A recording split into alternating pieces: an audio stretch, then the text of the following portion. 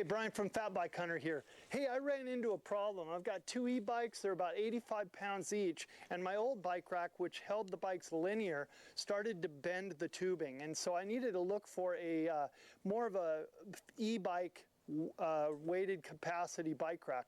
This is from OUTFITR, and I am really excited to try this out. One of the cool things I was excited about was the Desert Camo finish and the Hunter Orange attachments. I use my bikes primarily for hunting deer and elk in the Cascade Mountains, and so I was super stoked to find a camouflage version with the Hunter Orange highlights. Once I had done my research and found this bike rack, it only took about 3 weeks once I placed my order for it to arrive. And when I opened the box, I was blown away how organized and how packaged this thing was. They had all the parts of the rack, had its own separate spot in the box, and they used cardboard to just really hold everything so that you didn't get any paint chips or anything like that. One of the great things is this is not a decal, this is not vinyl, this is actually baked on, and so I'm super excited for this rack to handle all of the elements. Right now there is snow in the mountains, we've got mud, we've got in the summer we get it over 100 degrees, so I'm really excited to see how the straps and the other attachments do with the heavy weather and 4 seasons that we get in Washington State.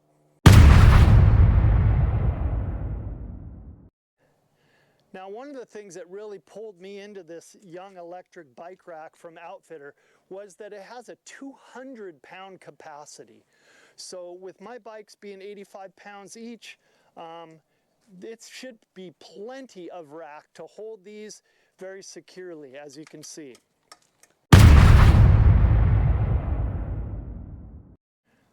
One of the features I really love about this rack is with 85-pound bikes, it's going to take quite a bit of muscle to unload them. However, this version comes with a ramp, and so the ramp is pretty cool. We're just going to go over to, notice there's some hooks. We're just going to go over to that and attach it right like that, okay?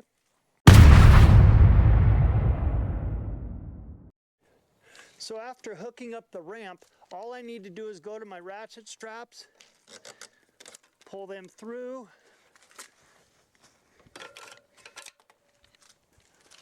one more over here. Notice they give you some padding for the straps so that you're not wearing away some of the paint on your wheels or your frame. And then here is the great thing, this is fully adjustable. This attachment you can rotate, you can go up and down with the unscrewing, okay? So then you just take the bike and walk it off the ramp. Nice, oops, nice and easy.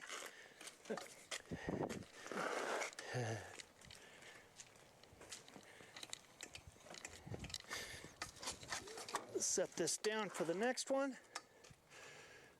Okay, had a little bit of trouble, no big deal, but just so that show the adjustment. One of the things I like to do is take these off because it's going to make things a lot easier. You're not going to do what I just did and hang up on it. Okay, we'll go to the second one. Attach the ramp like that. Undo the strap. One. Go over to the other side. 2. Now, something interesting about this rack that I was very surprised is this bike has a lot longer wheelbase than the other e-bikes. And this is the only rack I've ever found that actually took this bike. So I'm very excited about that.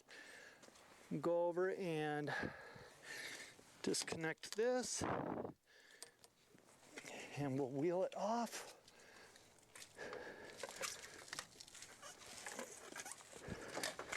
Nice and easy, nice and slow. Okay. Set that guy here. All right. So once again, these attachments are the first thing when you load the bike, first thing you're going to adjust. So we have angle, we have height, not to mention this angle here. Okay, so lots of adjustments to all styles of bike.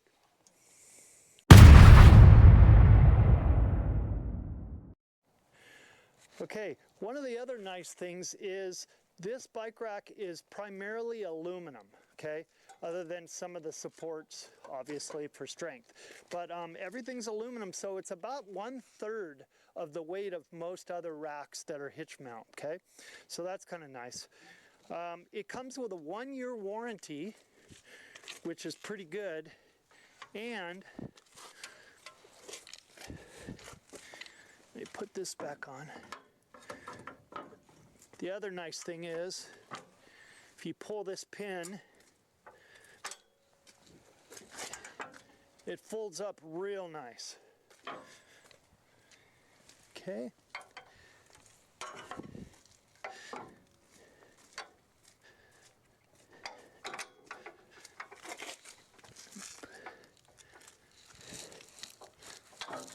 There, and then you just put the cotter pin back in. Okay. This rack assembles with a 17, a 19, and a 24 millimeter wrench. It took about 30 minutes. Most of the bolts and screws are already into the system and you're just having to put piece by piece back in.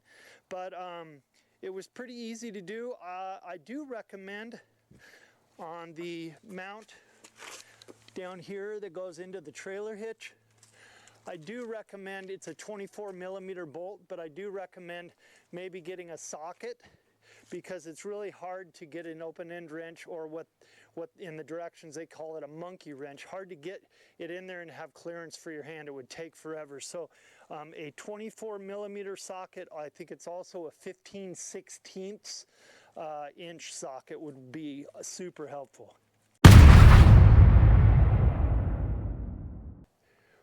With a 2-inch hitch, it's super universal. We could put it on our trailer, put it on my truck, put it on my wife's car, anything with a 2-inch hitch. Now they do make a conversion that goes to 1 1/4 inch for those people that have like more minivans and stuff, but it's great. When you loosen the bolt down below, it does have a clip down there, and to get it off of the vehicle, I recommend as a pro tip to fold it up like this and put your arms underneath and walk it back. It's a lot more difficult if it's folded down. So that's one pro tip. The other tip I really recommend is keeping these in the car. Because if you're trying to unload the bike, as you saw with my first bike, if you're trying to unload it with these clamps, they kind of get in the way. So they're super easy to take on and off, and that should help out a lot.